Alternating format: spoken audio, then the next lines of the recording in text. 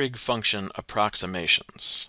So we have our new reference angle definitions. That doesn't really change what we're going to do on the calculator. It's really all about making sure you're in the right mode. So if I want to find cosine of 6 degrees, I would go to the calculator, I would check my mode. If you're not sure, you can always hit the mode button and see that degrees here is highlighted, so that's good.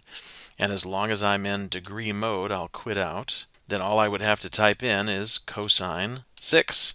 The calculator understands that I'm in degree mode, and so the answer is 0.9945. On the other hand, if you see something that looks like this, cosine 6, well, there's no degree symbol, so this must mean 6 radians.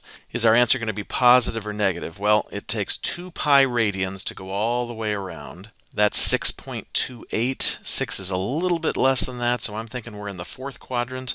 All students take calculus. Cosine is positive in the 4th quadrant, so I'm expecting a positive answer here. I'm going to need to change myself into radian mode, so go to the mode area, highlight radian, hit enter to change it, quit out, and then you're typing the same thing. Cosine 6, the mode is making all the difference, and the answer is 0.9602. So what about cotangent 6? Again, 6 radians, same spot in the 4th quadrant. Cotangent would be linked with tangent. Only cosine is positive of the big 3 in the 4th quadrant, so tangent must be negative there, which means cotangent must be negative there. So I'm expecting a negative answer, definitely. I'm still in radian mode, that's good. Remember, there's no cotangent button. I simply reciprocate the value of the tangent function. So 1 divided by tangent 6 radians. And as we suspected, a negative answer, 3.4364. When the calculations get more difficult, you just need to be careful as you're typing it in.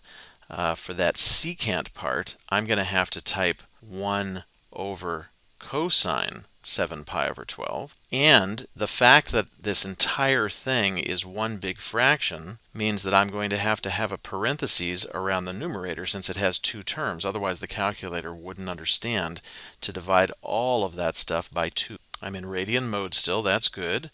I'm going to open that parentheses for the top, 1 minus, and then for the secant part, 1 over cosine 7 pi over 12. The pi button is in blue above the exponent key. Close off the cosine parentheses, close off the numerator parentheses, and then divided by 2. And hit enter. There's my answer, 2.4319. If that seems too complicated, another option would have been to just work out the secant function. So 1 over cosine 7 pi over 12. Let's see, do we expect that to be positive or negative? 7 pi over 12, 7/12 of the way to pi. Well, 6/12 of the way to pi would be pi over 2, 90 degrees.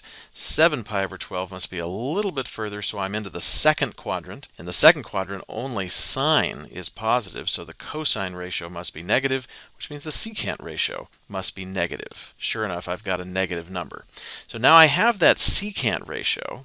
What I could do now is I could say, well, I'm supposed to do 1 minus that last answer, a and s above the negative sign in blue, 1 minus that last answer, I still need those parentheses around the numerator, divided by 2.